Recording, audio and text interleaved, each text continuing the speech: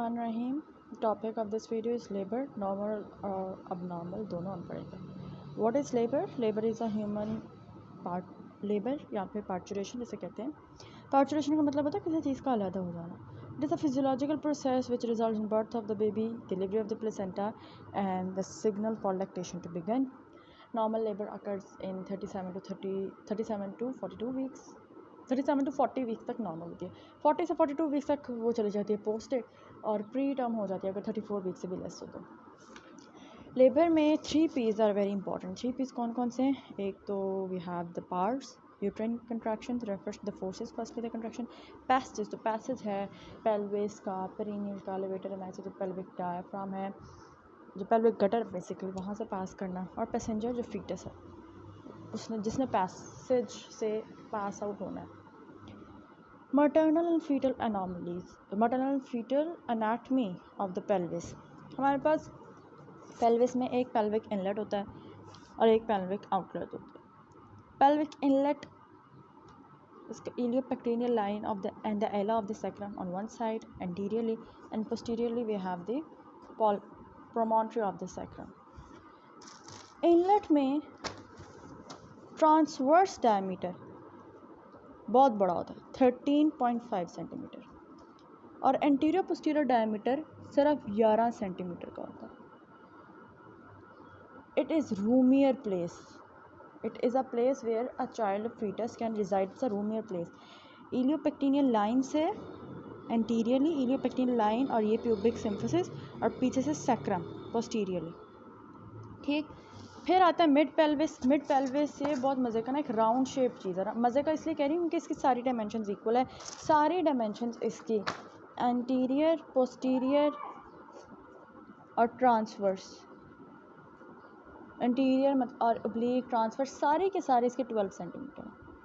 Mid cavity, mid pelvic जो है इसके it is laterally bounded by anteriorly by the middle of the symphysis pubis, laterally by the pubic bones and in respect of the ischial bones, ischial spine जो हैं, and posteriorly जो है पीछे second और third section of the sacrum आ जाती है। तो जी ये तो anterior posterior view of the pelvic inlet and outlet है। देखें इनलेट में एंटीरियर पोस्टीरियर डायमीटर छोटा है 11 सेंटीमीटर का। फिर मिड पेल्विस में तो सारी जो डायमेंशन है 12 सेंटीमीटर। पेल्विक आउटलेट में जो होगा, आउटलेट में एंटीरियर पोस्टीरियर डायमीटर बड़ा होगा क्योंकि आउटलेट में बच्चा निकलता ही एंटीरियर पोस्टीरियर डायमीटर, मतलब एंटीरियर पोस्टीरियरली ही निकलता है, इसलिए एंटीरियर पोस्टीरियर डायमीटर बड़ा। मिड पेल्विक की लैंडमार्क्स बहुत इंपॉर्टेंट है। क्यों? एक तो वी असेस द डिसेंट। जो इश्कियल स्पाइंस का स्टेशन है वो 0 है। अगर उससे ऊपर होगा इंगेजमेंट ऑफ द हेड तो -1, that is 1 centimetre above the ischial spine. और अगर +1 है तो इसका मतलब ये तो अच्छी बात है कि नीचे की तरफ आ रहा बच्चा, बिलो द स्पाइंस। और दूसरा है to provide the pudendal nerve block. हम बिल्कुल पीछे behind and below the ischial spine हम प्यूडेंटल नर्व ब्लॉक देते हैं। स्टेशन 0 बहुत इंपॉर्टेंट लैंडमार्क है because instrumental delivery can only be perform अगर फीटस हेड उसके लेवल पे, इश्कियल स्पाइन के लेवल पे आ जाए। अगर ना आए तो फिर हम इंस्ट्रूमेंटल डिलीवरी तब भी नहीं कर सकते। हेड के नीचे आना ज़रूरी है। We wait until unless head comes out. Pelvic outlet जैसे बताएं, एंटीरियर पोस्टीरियर डायमीटर इसका सबसे बड़ा 13.5 centimetre and transfer diameter is 11 centimetre. इसके मार्जिन क्या हैं? Lower anteriorly by the lower margin of the pubic symphysis, obviously pubic symphysis का lower margin, और पीछे से कॉक्सिक्स की टिप होगी। Laterally descending ramus of the pubic bone and ischial tuberosity sacrotuberous ligament, और posteriorly last piece of the sacrum. इसका जैसे कि आप देख सकते हैं ट्रांसवर्स डायमीटर जो होगा छोटा होगा 11 सेंटीमीटर, और एंटीरियर पोस्टीरियर डायमीटर आउटलेट का बड़ा होता है 13.5 centimetre, which is opposite to, अब ये देखें इसका ये चीज़ बड़ी है आउटलेट की, इनलेट की ट्रांसवर्स डायमीटर बड़ा था, इनलेट ऐसे था। दोनों का डिफरेंस देख लें। Mid cavity is like a round thing, 12 centimetre each उसके diameter. There are 4 kinds of pelvic shapes. एक gynecoid pelvis है that provides a roomier place for the fetus to grow, for the embryo to develop. इसका brim, lateral view और outlet दिखाया हुआ है और ये बेस्ट है vaginal delivery की। Android pelvis है मेल लाइक pelvis होता है, इसे मेल pelvis कहते हैं। इट इज़ हार्ट शेप, ये शैलोअर होता है, इट्स नॉट रूमियर। और इसके भी अब देखें, इसका आउटलेट देखें और इसका आउटलेट देखें, कंपैरिजन करें, यहाँ से बच्चे का हेड निकलना वुड बी ईजियर कंपैरिजन, क्योंकि रोटेशंस होती हैं इसमें, वॉन्ट बी ईजियर। इसका वो जो सब प्यूबिक आर्च है वो छोटी है, इसकी बड़ी है।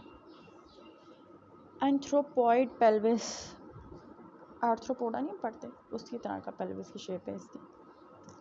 इसका इंटीरियर पोस्टीरियर डायमीटर बड़ा है, इतना काफ़ी ज़्यादा बड़ा है, बट इसका ट्रांसफर डायमीटर भी छोटा है, इसकी वजह से it's not roomier for it to come out. Platypelloid just like plate, इसकी कैविटी आप देख सकते हैं। फिर उसने पेल्विक फ्लोर का बताया, pelvic floor it is form by 2 levator एनाई muscles. दो, जैसे दुआ नहीं मांगते, एक हाथ इस तरह से और एक हाथ इस तरह से, दोनों मिला के एक गटर बनाते हैं। इलियो दोनों मसल्स लाइक इलियोकॉक्सीजियस और प्यूबियोकॉक्सीजियस मसल दोनों मिलके दोनों साइड के 2 levator एनाई muscles which with their fascia form the musculofacial gutter during the second stage of the labor। यहाँ से बच्चे ने पास करना होता है और रोटेट करते हुए गुजरता है। तो पेरिनियम, द लास्ट ऑब्स्टेकल है, फाइनल ऑब्स्टेकल इज पेरिनियम। एक तो उसने पेल्विस के इनलेट से गुजरना है, फिर मिड कैविटी से गुजरना है, फिर आउटलेट से गुजरना है। फिर अगर पेल्विस अच्छे शेप की होगी तो it will be better facilitating the delivery. Pelvic floor से गुजरना है, and the last one is the perineum, it is the last station to be passed from. Perineal body is the condensation of the fibrous and muscular tissue lying between the vagina and the anus. It receives attachment from the posterior end of the bulbocavernous muscles।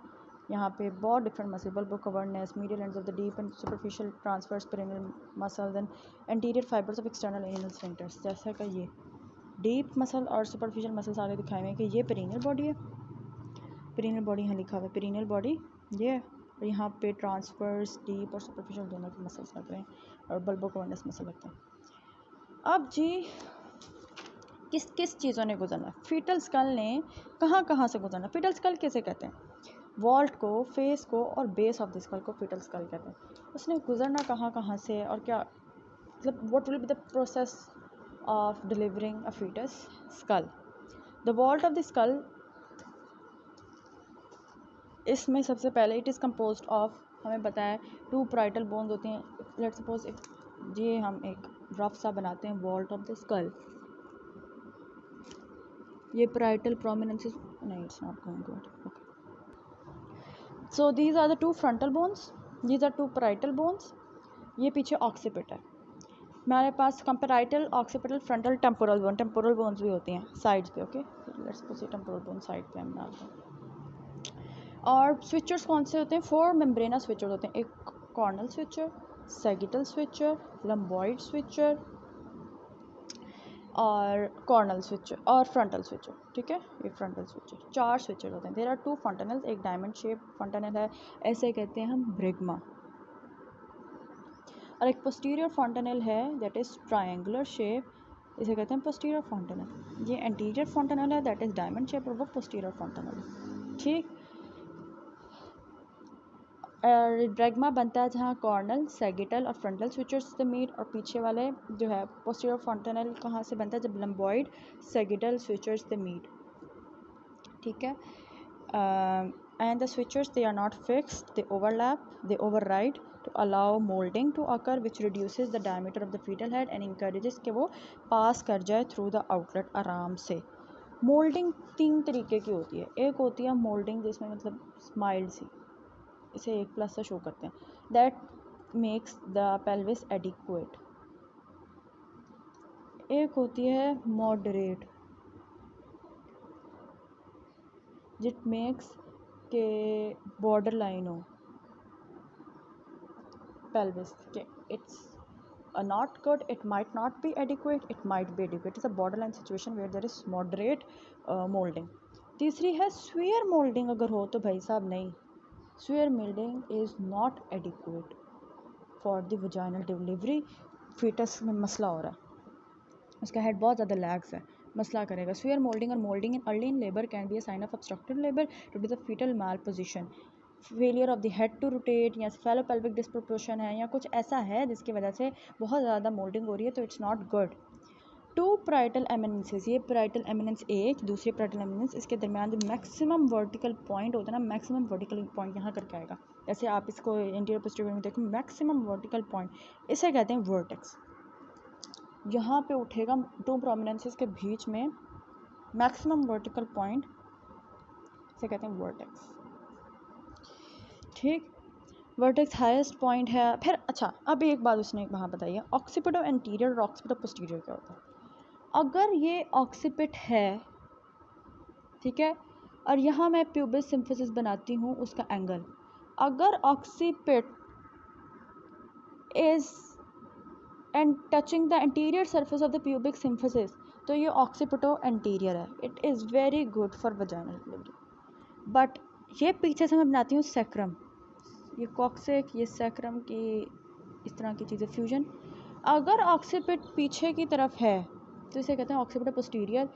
इसका मतलब है यहाँ तो occipito posterior में 3 तरह की चीज़ें आ सकती हैं, 3 या 4 तरह के। यहाँ तो ऑक्सीपिटो पोस्टीरियर ऑक्सीपिटो एंटीरियर में रोटेट करे, यहाँ तो occipito posterior present as face presentation के एक्सटेंडेड में था, तो फेस प्रेजेंटेशन की सूरत में बच्चा निकलेगा। यहाँ ब्रो प्रेजेंटेशन, उसमें तो बच्चा डिलीवर हो ही नहीं सकता वजाइनली, उसके लिए सी सेक्शन करना पड़ता। और चौथा, वैसे ऐसा कुछ भी नहीं है, सिर्फ ये है कि ऑक्सीपिटो पोस्टीरियर निकलना मुश्किल होता है, तो इट इज़ नॉट फेवर्ड। इसी तरह मेंटो पोस्टीरियर वो भी फेवर्ड नहीं होता। The diameters of the skull, it is very important, very very important. This figure is very important for MCQs, for viva, and आगे further इसको explain करते हैं। ये मैंने एक रफ सी फीटल स्कल की बनाया है, डोंट जज माई ड्राइंग प्लीज़। ओके, ये हमारे पास है ऑक्सीपिट पीछे, उसके ऊपर पोस्टीरियर फंटनल, उसके ऊपर वर्टेक्स है द मैक्सिमम वर्टिकल पॉइंट, आगे फिर आ जाते ब्रैगमा डायमंड शेप फंटनल, आगे frontal bone,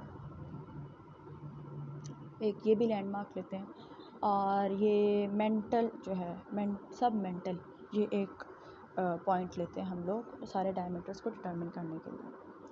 when we talk about normal vaginal birth, तो उसमें the most favoured diameter is sub occiput. ये ऑक्सीपिट है, उसके पीछे नीचे है सब ऑक्सीपिट, सब ऑक्सीपिटो ब्रैगमेटिक, ये most favoured diameter because it is 9.5 centimetre, it can be easily passed. Sub occipito bregmatic 9.5 centimetre, it facilitates vaginal deliveries, यहाँ स्पॉन्टेनियस वजाइनल डिलीवरी लिख सकते हैं या नॉर्मल NVD लिख सकते हैं।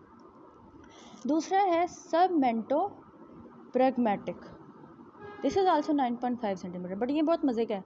सब मेंटो ब्रैगमेटिक में फेस प्रेजेंटेशन होती है, मतलब बच्चा मुंह के बल आता है, फेस प्रेजेंटेशन। थर्ड डायमीटर हमारे पास सब मेंटो वर्टेक्स, सब मेंटो वर्टेक्स, ये सबसे बड़ा डायमीटर है, 13.5 सेंटीमीटर, यहाँ बुक में 13 सेंटीमीटर लिखा हुआ।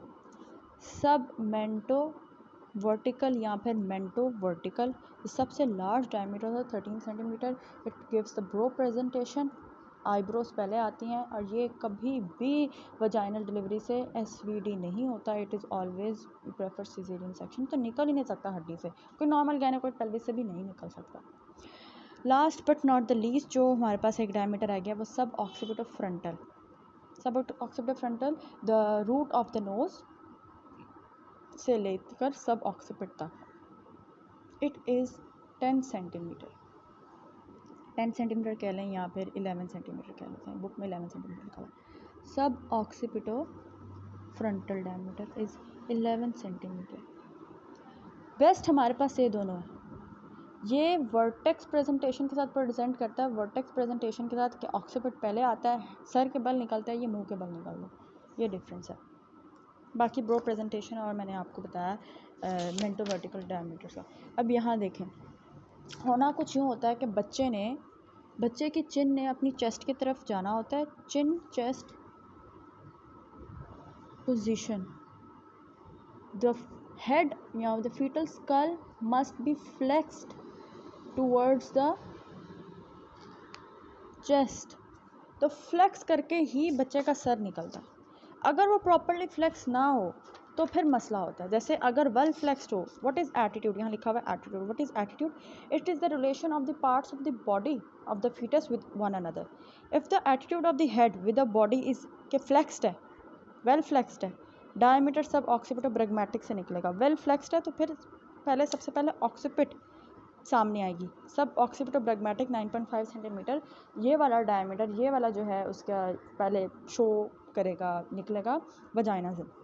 अगर लेस वेल फ्लेक्स्ड है या पार्शली एक्सटेंडेड है, इसका मतलब ये कि क्या चीज़ फंस रही है, क्या चीज़ प्रेजेंट करी है, ऑक्सीपिटल फ्रंटल। तो यहाँ लिखा हुआ है ऑक्सीपिटल फ्रंटल या सब ऑक्सीपिटल फ्रंटल, ये दोनों 11 सेंटीमीटर के हैं। ये 11.5 ये भी नहीं निकलने वाला, ठीक। एक्सटेंडेड ब्रो पोजीशन, ये तो कभी भी नहीं निकलने वाला। ऑक्सीपिटल मेंटल या मेंटल वर्टिकल व्यू 13 सेंटीमीटर, ये भी नहीं निकलने वाला। और मज़ीद एक्सटेंडेड हो, यहाँ तक तो मज़ीद एक्सटेंडेड है, इतना एक्सटेंडेड कि निकले भी ना। अगर इतना एक्सटेंडेड हो due to either cystic hygroma या थायराइड ट्यूमर्स या नेक ट्यूमर्स के मसले की वजह से, कि फेशियल प्रेजेंटेशन हो सब मेंटो ब्रैगमेटिक 9.5 सेंटीमीटर ये प्रेजेंट करे, तो फेस से जैसे ये निकल सकता है। What is the physiology of labour? Physiology of labour आपको पता है या नहीं पता, तो मैं बता देती हूँ कि पहले तो रहती है फर्स्ट 2 ट्राइमेस्टर में तो सर्विक्स बहुत फेम हार्ड और लॉन्ग और क्लोज म्यूकोसल प्लग वहाँ पे पड़ा होता है कि जो है वो मेंटेन रहे प्रेगनेंसी, प्रोजेस्टेरॉन हाई रहता है।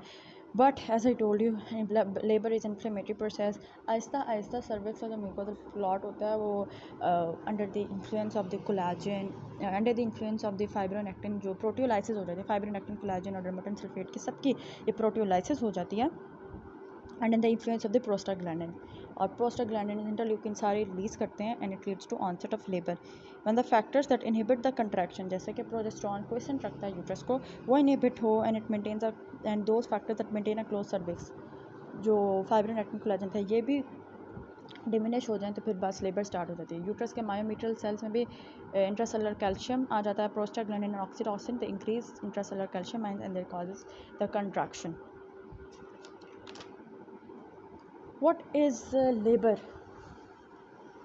चलिए लेबर से पहले हार्मोनल फैक्टर्स डिस्कस कर लेते हैं। हमें पता है कि प्रोजेस्टेरॉन जो है वो क्वेश्चन स्टेट में रखता है, आहिस्ता आहिस्ता जो प्रोजेस्टेरॉन इनहिबिट होता है और एस्ट्रोजन बढ़ने लग जाता है। मदर के pituitary, the production of corticotrophin release hormone by the placenta mother का, इनफैक्ट बेबी का जो प्लेसेंटा है, it produces corticotrophin release hormone, जो कि माँ में जाके it potentiates the excretion of the prostaglandin and oxytocin, ठीक। फीटल पिट्यूटरी क्या करता है, it secretes oxytocin and cortisol, ACTH produce करता है, जो कि कॉर्टिसोल एड्रीनल से करवाता है एड्रीनल ग्लैंड से, pituitary produces oxytocin and ACTH आगे से फीटल एड्रीनल ग्लैंड से कॉर्टिसोल रिलीज करवाता है, and it causes the conversion of progesterone into oestrogen. जो प्रोजेस्टेरॉन कम होगा तो फिर बस लेबर स्टार्ट हो जाएगी। Oxytocin increases through the, oxytocin increase हो जाती है, लेबर स्टार्ट। और एक और बात कि अगर फर्गसन रिफ्लेक्स क्या है, putting pressure on the cervix, it causes uterine contraction, क्योंकि प्रोजेस्टेरॉन कम होता है, ऑक्सीटोसिन मज़ीद रिलीज़ होती है, एस्ट्रोजन रिलीज़ होती है, प्रोस्टाग्लैंडिन्स रिलीज़ होते हैं, तो ऑक्सीटोसिन इंक्रीज़ हो जाती है फर्गसन रिफ्लेक्स से, and causes labor. Now what is normal labor? Labor is defined as the strong rhythmic regular contractions, a process of the childbirth which starts with onset of regular painful effective इसलिए कि it causes effacement and dilatation of uterus and cervix, it causes effacement and dilatation of the cervix and uterine contractions that end with the result के baby deliver हो जाए and expulsion of placenta and membranes. Periodic contractions होती हैं। We have 3 stages of labour. यहाँ बहुत लंबे लंबे paragraph लिखे हुए, लेट मी कंसाइज इट, और मैं आपको let me take that to the draft जो मैंने बनाया। There are 3 stages of labour. पहली स्टेज में हम लोगों ने, पहली स्टेज में क्या होता है, पहली स्टेज है, दूसरी स्टेज है, तीसरी स्टेज है, that was easy one, okay. पहली स्टेज में हमने देखना है कि सर्विक्स 0 सेंटीमीटर से, जिसके पहले रिजिड थी, लॉन्ग थी, फिम थी, 0 सेंटीमीटर से फुली मतलब ये कि 10 सेंटीमीटर तक डायलेट हो, फुली डायलेशन हो जाए सर्विक्स की, from whatever centimeter she present to the hospital to 10 centimeter. This is the first stage of labor, which takes around 3 to 8 hours, more in primary but less than 3 to 8 hours in multigravida. अब first stage of labour में जहाँ 0 centimetre से fully होने तक 2 phases आते हैं। अब I am repeating, stages of labour अलग हैं, they should not be mix with the phases of labour. होता कुछ यूँ है फर्स्ट स्टेज ऑफ लेबर में, that there is a latent phase of contraction and active phase of contraction of the first stage of labour. Latent phase में cervix को 0 से 4 centimetre तक dilate करना पड़ता है। 0 to 4 सेंटीमीटर तक डायलेशन जो है सर्विक्स की occurs in latent phase of first stage of labour. Primary में it takes obviously more 4 to 6 और इससे आधा मल्टी में 2 to 3 hours. Active phase of labour में सर्विक्स जो होती है जो 4 सेंटीमीटर लेटेंट फेज में छोड़ती है 4 सेंटीमीटर से 10 सेंटीमीटर तक फुली डायलेट होती है। प्राइमरी में टेक्स 15 to 18 आवर्स, मल्टी में टेक्स 8 to 10 आवर्स। सो जब 0 से लेकर 10 सेंटीमीटर तक फुली होती है that covers the only first stage of labour. Now comes the second stage of labor, which starts when the cervix is fully dilated to the delivery of the baby. It is less than 2 hours in primary gravida and more than 1 hour in multigravida. If it increases more than 3 hours, तो इसका मतलब ये that it increases the maternal and fetal morbidity and mortality के chances बढ़ जाते हैं। Stage 3, इसमें stage 3 start जहाँ से हम छोड़ेंगे ना डिलीवरी ऑफ बेबी, इससे छोड़ा सेकंड स्टेज को, तो stage 3 will start from the delivery of the baby to the delivery of placenta and the membranes. Check करना प्लेसेंटा का कॉटिलेडन तो नहीं रह गया, पूरा अंदर हाथ फेंट के चेक करना because the uterus is very room here. Check करना है कि कोई कॉटिलेडन तो नहीं रह गया, कोई ऐसे तो नहीं कोई अलग प्लेसेंटा का कोई पार्ट बना हुआ था, तो you have to check it. It starts अच्छा ये होती है 5 से लेकर 10 मिनट्स की the time. If it takes more than 30 minutes का मतलब ये अब नॉर्मल है।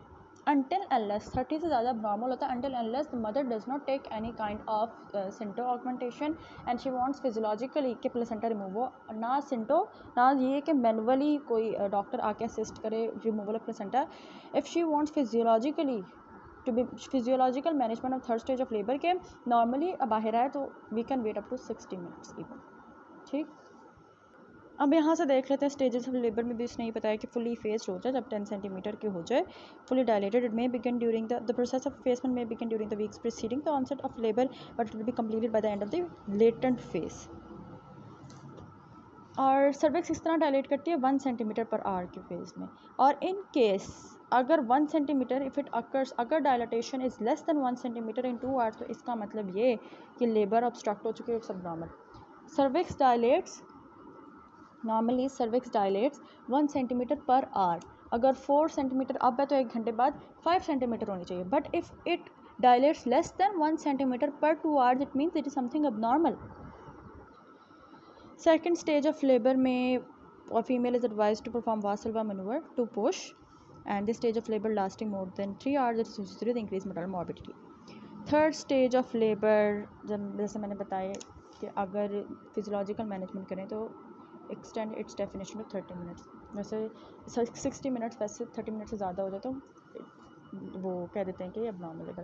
Duration of labour, there can be different duration of labour for different pregnancies. Normally मैंने आपको सारे उसके टाइमिंग पता है, but if the labour is too fast precipitous labour, precipitous delivery जिसे कहते हैं कि आधे घंटे के अंदर जो है सर्विक्स पूरी की पूरी डायलेट हो गई, बच्चा आउट हो गया। या फिर टू स्लो में क्या होगा, कोई प्रोलॉन्ग्ड ऑब्स्ट्रक्टेड लेबर हो गई है lasting more than 12 hours in nulliparous women या primary gravida and lasting more than 8 hours in multi gravida. तो ये कहेंगे अगर प्राइमरी में 12 घंटे से ज़्यादा हो गए लेबर को लेते हुए तो भाई ये उसके लिए प्रोलॉन्ग लेबर है, और अगर मल्टी में 8 घंटे से ज़्यादा हो गए तो ये उसके लिए प्रोलॉन्ग लेबर है। प्रेसिपिटस लेबर कहते हैं कि foetus is expelled less than 3 hours with the onset of regular contraction, एकदम 3 घंटे के अंदर ही बच्चा बाहर आ गया। दिस इज़ प्रेसिपिटस लेबर, दोनों डेंजरस है, मोर्टालिटी इंक्रीज करते हैं। Mechanism of labour, this is very important. Mechanism of labour में एक बात आपने कुछ पॉइंट्स याद रखने हैं। एक तो ये कि बच्चा का फीटस का स्कल, उसके शोल्डर्स, उसकी हर चीज़ एंटीरियर पोस्टीरियर डायमीटर से ही आएगी। इन केस अगर कोई चीज़ एंटीरियर पोस्टीरियर डायमीटर में नहीं है तो it will lead to have a rotation. वो चाहे उसे हर स्टेप पे रोटेट करना पड़े बट वो करता है, और जब वो नहीं करता, नहीं रोटेट कर पाता या नहीं एंटीरियर पोस्टीरियर डायमीटर पे आता, इट कॉजेज मसले, अ लॉट ऑफ मसले मसाइल। ओके, सबसे पहले चीज़ है engagement, engagement of the head. The foetal head जैसे बताया था कि उसके इनलेट की ट्रांसवर्स डायमीटर 13 सेंटीमीटर होता है, 13.5 सेंटीमीटर। बच्चा यहाँ से बच्चे का हेड, फीटल हेड जो है डिसेंट हो रहा है, इंगेज हो रहा है। जैसे पोलिक ग्रिप से चेक करते हैं कि कितनी फिफ्थ जो है वो इंगेज हुई है उस ग्रिप में। बच्चा उसका हेड डिसेंट करता है in the transverse diameter, transverse से कि उसका ये ऐसे, ये उसका है वो वाला स्विचर सैगिटल स्विचर, और ये वाले हैं उसके लंबॉइड स्विचर्स। ठीक है, इस तरह मैं आपको स्विचर की मदद से एक्सप्लेन करती हूँ। ये अभी ट्रांसवर्स पोजीशन में ये एंगेज होता है। It is said to occur when the widest part of the presenting part, ये लाइन याद रखनी है, जब वाइडेस्ट पार्ट जो वर्टेक्स है of the presenting part has successfully pass through the inlet. Engagement occur in the vast majority of the nulliparous woman prior to the pregnancy, और ये कब होता है? At 37 weeks of gestation. पहला point हम engagement पढ़े हैं, engagement of the head in the mechanism of the labor, और it occurs at 37 weeks of gestation। अगर 37 वीक्स ऑफ गेस्टेशन में हम पोलीग्रिप चेक करते हैं कि कितनी फिंगर्स हुई है। अगर एक फिंगर्स हमें लगता है कि थ्री फिंगर्स हम चेक कर सकते हैं कि अगर हेड जो है 3 फिंगर्स से पाल्पेट हो रहा है, इसका मतलब है सिर्फ 1/5 जो है, ये वाली फिंगर 1/5 जो है वो पेल्विस में गया। अगर 2 फिंगर से पाल्पेट हो रहा है तो इसका मतलब 2/5 अंदर चला गया। अगर 1/5 पाल्पेट हो रहा है बस, इसका मतलब है 3/5 वो नीचे चला गया।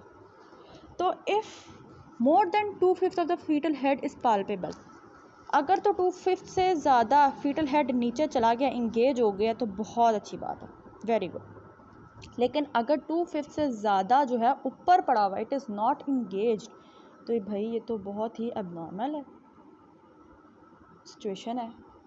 और एबनॉर्मल सिचुएशन ये है कि इट इज़ नॉट एंगेज, ये कहना है कि it is not engage, you can not perform labour. जब तक हेड नीचे नहीं आता आप वजाइनल डिलीवरी तो कर ही नहीं सकते।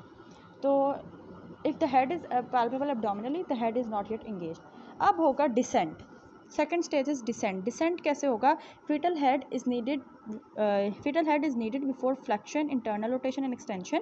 कि डिसेंट करे वो during the first stage and passive phase of the second stage of labor. The descent of the fetus is occurs as a result of uterine contraction. माँ को कहते हैं वासल्वा मनूवर करे। What is Valsalva manoeuvre? अब descent में transverse position में ही बच्चा और नीचे आएगा पेल्विस के अंदर with the help of the Valsalva manoeuvre. It is called the descent. सांस रोके with under the effect of the under the action of the closed glottis, abdomen पे प्रेशर लगाए, ओके, यूट्राइन कंट्रैक्शंस हो, uterus पे pressure बढ़े और बच्चा जो हो नीचे जाए और पुशिंग मूवमेंट हो। Third step is flexion. जैसे मैंने बताया, चिन हेड पोजीशन पे आना चाहिए उस बच्चे को, चिन चेस्ट तक, चिन जो है उसकी, दिस इज़ द हेड, ये उसकी चिन है, तो वो उसके चेस्ट पे फ्लेक्स होकर लगनी चाहिए। I am sorry for this kind of presentation. The fetal head is not always completely flexed when it enters the pelvis as the head descends into the narrower।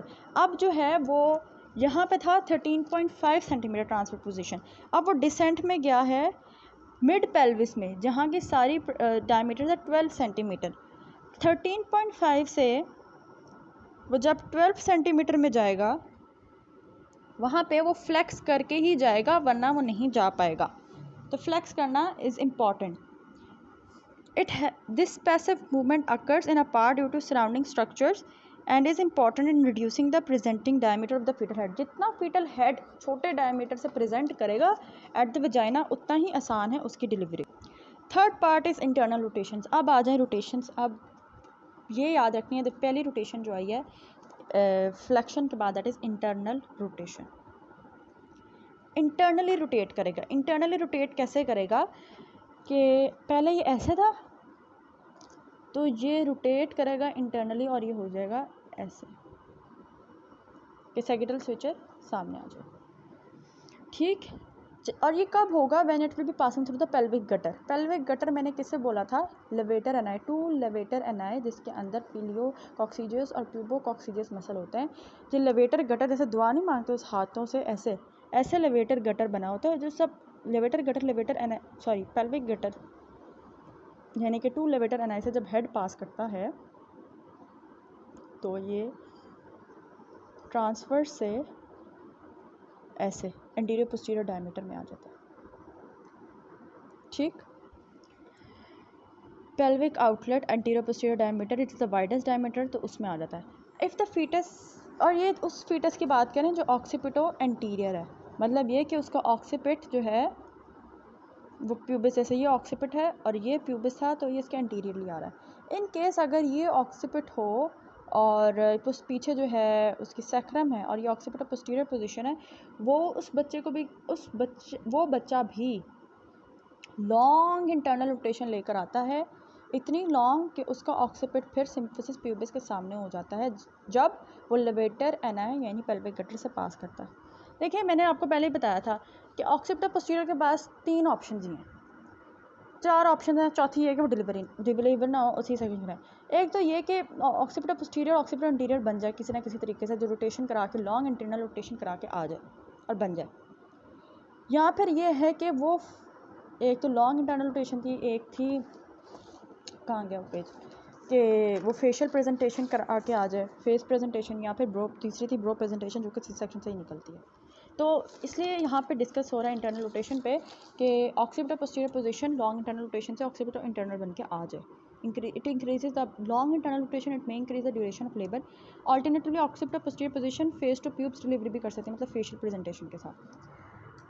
5th stage is extension. क्या चीज़ extend होगी? Head होगा obviously. Extension में क्या होगा कि head और नीचे आएगा, वेल फ्लेक्स्ड हेड और नीचे आएगा। Following the completion of the internal rotation the occiput is beneath the symphysis pubis and the bregma is near the lower border of the segment. Bregma तो बिल्कुल, ये ब्रैगमा यहाँ पे it is the lower segment of the pelvis of the sacrum. Now extends, now the well flexed head जो जिसमें ब्रैगमा सामने है हमारे, extends and the occiput escapes the underneath the symphysis pubis and distends the vulva. This is known as crowning of the head. अब ये सारा head जो कि फ्लेक्स होके निकल रहा था, अब बाहर जूँ, let suppose this is the outlet, बाहर जूँ आएगा थोड़ा सा एक्सटेंड होगा, एक्सटेंशन होगी। एक्सटेंशन में उसका जो हेड था, जो वर्टेक्स है या जो हेड है, ब्रैगमा वाला पोर्शन है जो आगे आ रहा है, अब जैसे मैंने बताया था ये ब्रैगमा है, ब्रैगमा जो ही हल्का सा एक्सटेंड होगा, it will extend and the occiput it escapes the underneath symphysis pubis से बाहर निकलता है and it presents on the vagina, crown present करता है, मतलब head present करता है at the vagina, that is why it is called crowning, and it distends the vulva. This is known as the crowning of the head. अगर extension process जो है इसी level पे जब हेड रोटेट कर रहा हो, एक्सटेंड कर रहा हो, पहले फ्लेक्स था अब एक्सटेंड कर रहा हो, इस प्रोसेस पे ही कंट्रोल कर लिया जाए, पकड़ लिया जाए और मैनेज कर लिया जाए, मैनिपुलेट कर दिया जाए, तो पेरिनियल ट्रॉमा कम से कम होता है। लेकिन अगर ना किया जाए तो फिर बस, फिर तो पेरिनियल इंजरीज बहुत ज़्यादा होती हैं। Restitution, 5th stage is restitution. ये बहुत मज़े की स्टेज और बहुत इम्पॉर्टेंट स्टेज है। रेस्टिट्यूशन में ये एक सर्कल है, इसको हम डिवाइड कर देते हैं 1/8 में। ओके, बच्चा एंटीरियरली प्रेजेंट कर रहा है, ये उसके है स्विचर वो वाला पोस्टीरियर फंडामेंटल पे, ये ब्रैगमा बच्चा एंटीरियरली प्रेजेंट करेगा, ये और एक्सटेंड कर रहा है, ऐसे प्रेजेंट किया उसने and now it is extending. Extend करते करते लेट सपोज ये अगर पेन का ये वाला जो पार्ट है ना, ये एक्सटेंड करते हम दिखा रहे हैं, अब जो ही वो बाहर निकल रहा है उसने 1/8 रोटेट होना है, 1/8 of a circle. This slight rotation of the occiput through the 1/8 of the circle is called restitution. और वो क्यों होता है कि अल्लाह सुब्हाना ताला की कुदरत है, जब वो एंटीरियर पोस्टीरियर आएगा तो शोल्डर्स तो एंटीरियर पोस्टीरियर नहीं ना है, शोल्डर्स तो ऐसे पड़े होंगे, अब वो 1/8 अपने हेड को ऐसे रोटेट करेगा, उसका हेड ऐसे रोटेट होगा और शोल्डर्स जो होंगे, शोल्डर्स को एंटीरियर पोस्टीरियर पोजीशन में लाने के लिए दिस रेस्टिट्यूशन अकर्स के 1/8 ऑफ द सर्कल वो रोटेट करता है with a jerky movement. 6th चीज़ है एक्सटर्नल रोटेशन। एक्सटर्नल रोटेशन में again the shoulders have to rotate into direct anterior posterior plane, और फिर मज़ीद अभी तक एंटीरियर पोस्टीरियर प्लेन में शोल्डर्स रेस्टिट्यूशन में इतने ज़्यादा नहीं आते, वो मज़ीद 1/8 और रोटेट करता है और इसे कहते हैं रेस्टिट्यूशन। इस मज़ीद 1/8 रोटेशन को और मज़ीद जो रोटेट करता है उसे कहते हैं एक्सटर्नल रोटेशन। अब आ जाते हैं हमारे पास ये एंटीरियर पोस्टीरियर डायमीटर में. And we deliver the shoulders. 7th में there is delivery of the shoulders and the rest of the foetal body, चूँकि वो भी एंटीरियर पोस्टीरियर डायमीटर में आ चुकी है. मैंने बताया था फीटस का कोई भी चीज़ होगी वो निकलनी एंटीरियर पोस्टीरियर डायमीटर में.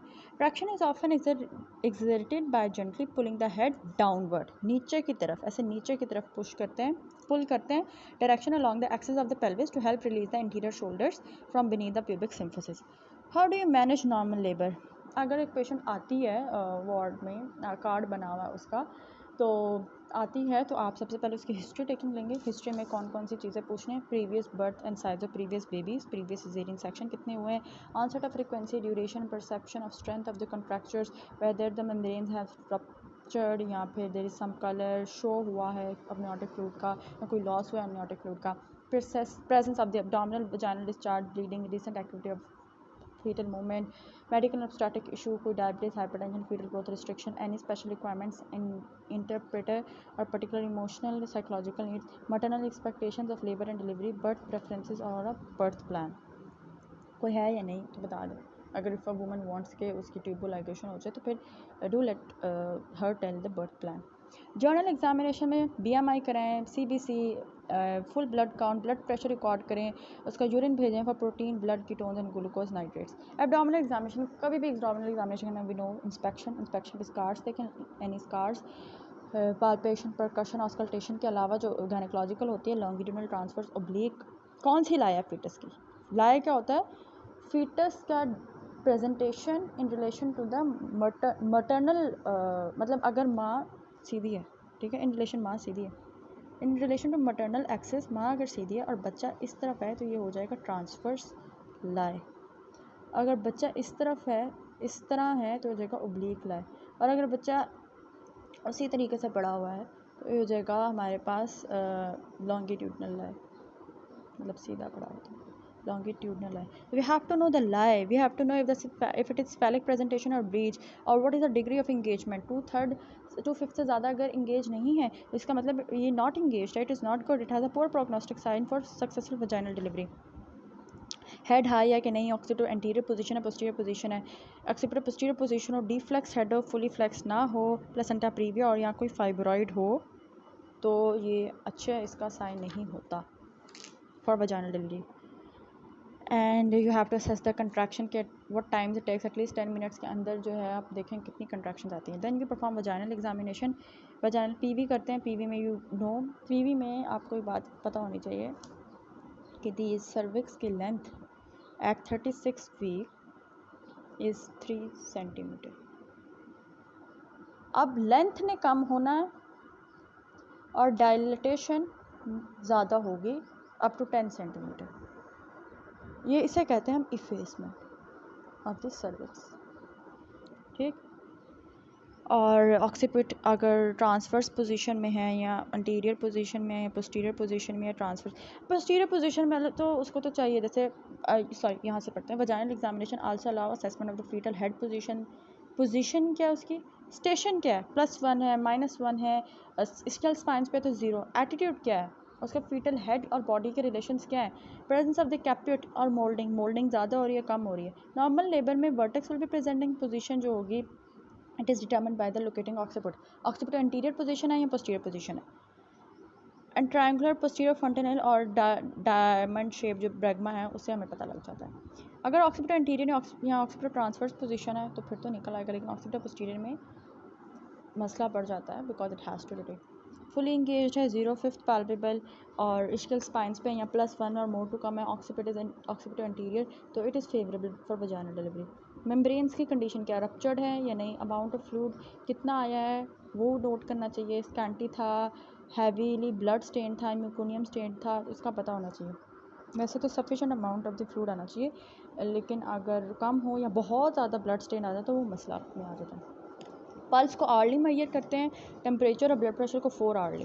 Frequency of the contractions must be recorded after every 30 minutes and vaginal examination performed every 4 hours. PV भी 4 आवर्स करनी है, टेम्परेचर और ब्लड प्रेशर भी 4 आवर्स करना है. फ्रीक्वेंसी ऑफ कंट्रैक्शन 30 मिनट्स पे और पल्स 1 आवर्ली लेनी है. वुमेन जो एपिड्यूरल एनाल्जेसिया लगा लेती हैं उनको कैथेटराइज करें क्योंकि उनकी यूरिनेशन प्रॉपर नहीं होती, क्योंकि उनका ब्लैडर डिसफंक्शन की तरफ जा सकता है। Once the second stage is reach, blood pressure and pulse should be measured early. Fetal assessment in labour. अब बच्चा क्या आया ठीक है या नहीं है, ये हम लोगों ने असेस करना है। हर कंट्रैक्शन के बाद placental blood flow and oxygen transfer R temporarily interrupted. तो हमने चेक करना है उसका lactic acid, concentration of lactic acid and hydrogen ions, metabolic acidosis तो नहीं हो गया बच्चे को। और ये यहाँ मिकोनियम अगर आया तो फीटल स्पूल वैसे तो डार्क ग्रीन इन कलर होता है, लेकिन चेक करना है कि उसका क्या कलर स्टेजिंग क्या है, क्योंकि अगर डार्क ग्रीन हो तो इसका मतलब कि नॉर्मल है। अगर डर्टी ग्रीन हो जाए या एक्सट्रीम जो मडी ग्रीन हो जाए तो इसका मतलब है बच्चे ख़तरा में, बहुत बुरे ख़तरे में है बच्चा। या अगर येलो कलर आ जाए, येलो कलर मिकोनियम हो तो इसका मतलब है 2 दिन पहले वो फीटल हाइपोक्सिया में गया था, now the kid has recovered, the fetus has recovered the hypoxic state. तो मिकोनियम जिसका पासिंग उसका कलर बहुत इंपॉर्टेंट है। It is usually thin and very dark green और ब्राउन कलर। हाउएवर जैसे बताया कि इट मे मार्क हाइपोक्सिया और एसिडोसिस। हाइपोक्सिया अगर येलो कलर होगा इसका मतलब 2 दिन पहले बच्चे का हाइपोक्सिया हुआ था। Fetal assessment options in labour क्या होती हैं? सबसे पहले तो आप इंस्पेक्ट कर लें एमनियोटिक फ्लूइड को। Fresh meconium staining, absence of fluid and heavy blood stain fluid और bleeding are markers of the potential fetal compromise. Intermittent auscultation of the fetal heart using Pinard stethoscope. आप fetoscope से देख सकते हैं, उसका auscultate कर सकते हैं फीटल हार्ट को। CTG कराओ, continuous electronic fetal monitoring, continuous internal electronic fetal monitoring. Fetal scalp electrode, fetal scalp से लगाएं, वजाइना से स्कार्प पे उसके इलेक्ट्रोड लगाएं और देखें फीटस सही है कि नहीं। और एक और fetal scalp blood sampling, fetal blood sampling FBS के स्कार्प पे थोड़ा सा एक निक देते हैं, आगे बताएंगे भी कैसे ले रहे हैं। और ब्लेड से निक देते हैं और ब्लड लेते हैं और उसको असेस करते हैं कि उसके pH क्या है। बहरहाल फीटल हार्ट रेट का बता रहा है कि या तो पिनार्ड स्टेथोस्कोप से ले लें या डॉपलर से। It should be listen to at least 1 मिनट, 1 कंप्लीट मिनट। एक कंट्रैक्शन आई, कंट्रैक्शन चलेगी, उसके बाद पूरा 1 मिनट आपने सुनना है उस कंट्रैक्शन के बाद। And this should be repeated after every 15 minutes during the first stage of labour and at least every 5 minutes in the second stage.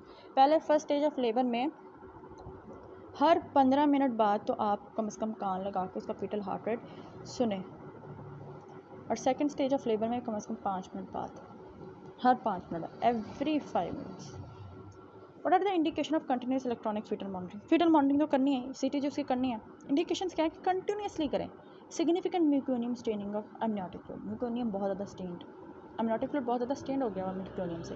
Abnormal fetal heart rate detected by intermittent auscultation, maternal pyrexia, माँ को बुखार चढ़ रहा है, fresh vaginal bleeding आ रही है, augmentation of contraction, oxytocin जैसे symptom लगी हुई है, या माँ खुद रिक्वेस्ट कर ले तो तब भी इंडिकेशन है कि कंप्लीट कंटिन्यूस CTG कराएं।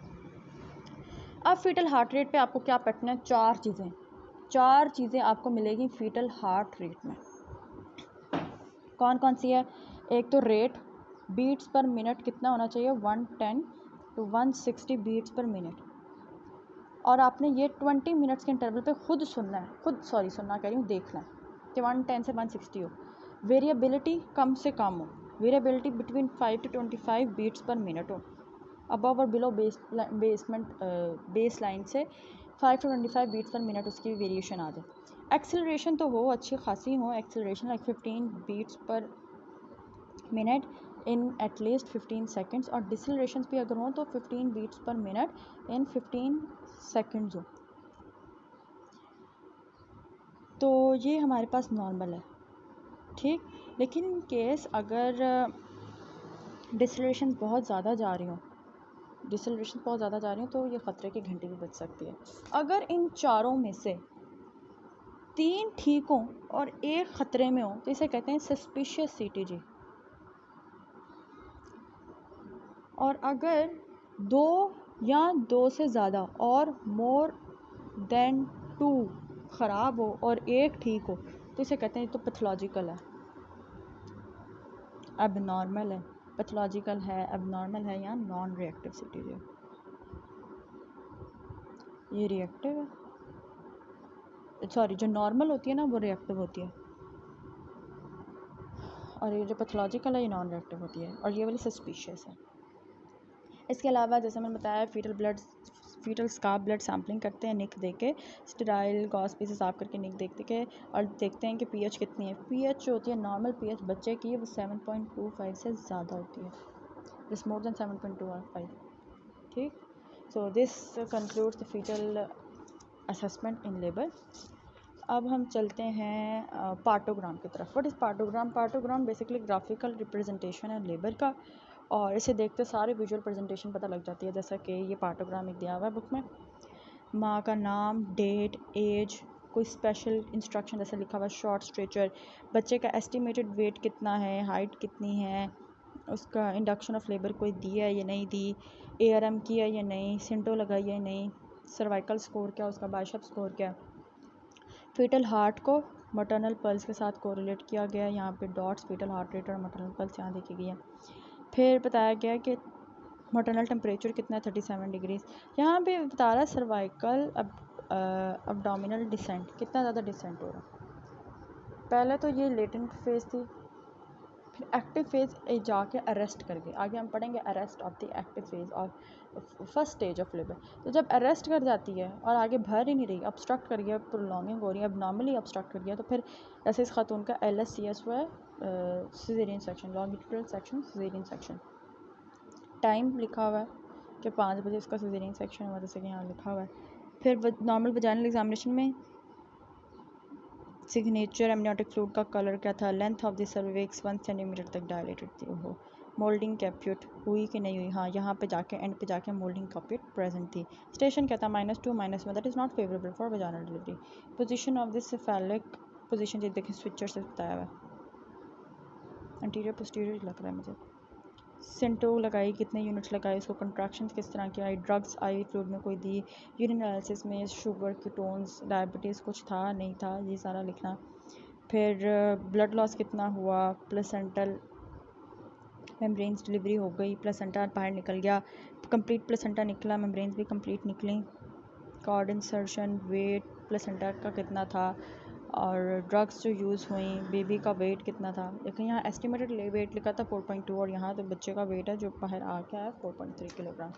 सो ये बताता है सारा पार्टोग्राम में। और सर्वाइकल डायलेटेशन मैंने एक आपको पॉइंट बताया कि 1 सेंटीमीटर पर आवर के हिसाब से सर्विक्स डायलेट होती है, बट अगर less than 1 centimetre every 2 hours के हिसाब से डायलेट हो रही हो तो इसका मतलब है ये अब नॉर्मल है, something not going good.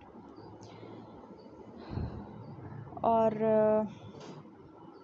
Labour में अक्सर एपिड्यूरल या नाइट्रस ऑक्साइड जो है वो दी जाती है ख़वातीन को, analgesics. And vaginal examination every 4 hourly की जाती है। Approximately 4 centimetre dilatation full effacement से स्टार्ट कर दी जाती है एवरी 4 आवर्ली स्टैंडर्ड प्रैक्टिस। और फिर फर्स्ट स्टेज ऑफ लेबर में मेम्ब्रेन्स या तो इंटैक्ट हो तो उसे आर्टिफिशियल रप्चर ऑफ मेम्ब्रेन कर दें, या फिर स्पॉन्टेनियसली वो रप्चर हो ही जाती हैं।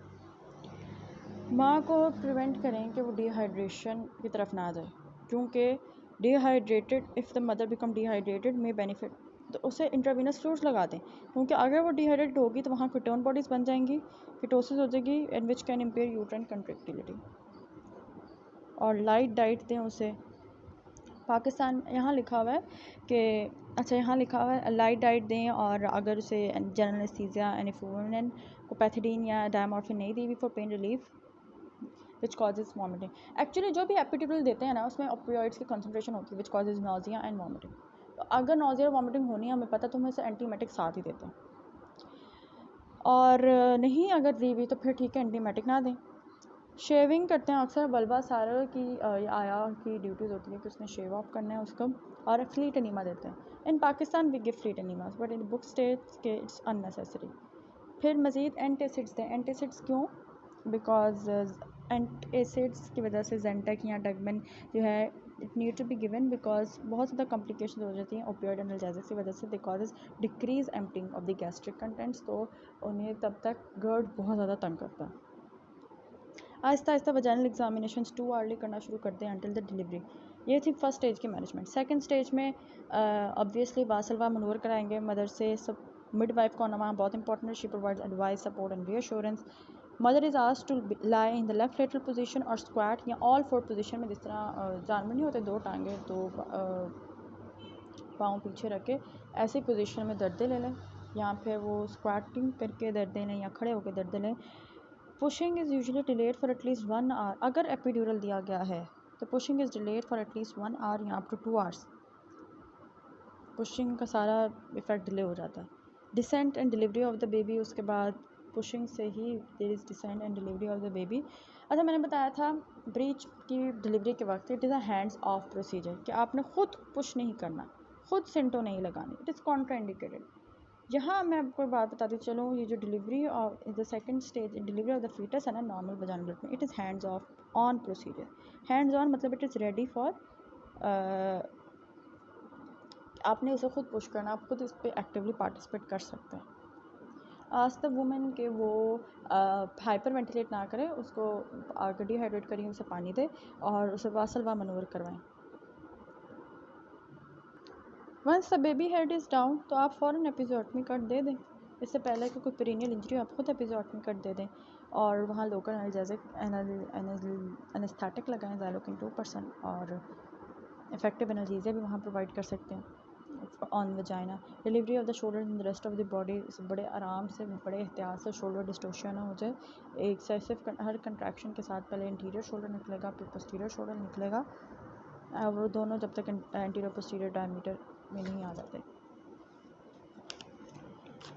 यहाँ लिखा हुआ है immediate care of the neonate. जो ही न्यूनेट बाहर निकला, there is no need for immediate clamping of the immediate नहीं, फ़ौरन नहीं, but there is a need to early clamp. मैं बताती हूँ क्यों।